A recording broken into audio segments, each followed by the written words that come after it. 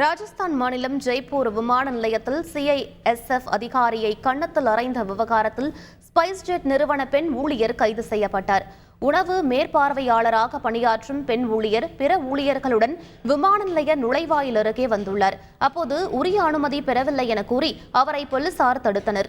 மேலும் சோதனை செய்ய பெண் காவலர்கள் இல்லை என்று கூறப்படுகிறது. இது தொடர்பாக காவல் அதிகாரியுடன் வாக்குவாதத்தில் ஈடுபட்ட பெண் ஊழியர் திடீரென கன்னத்தில் அறைந்தார். இதுகுறித்து வழக்குப்பதிவு செய்த போலீசார் பெண் ஊழியரை கைது செய்தனர்.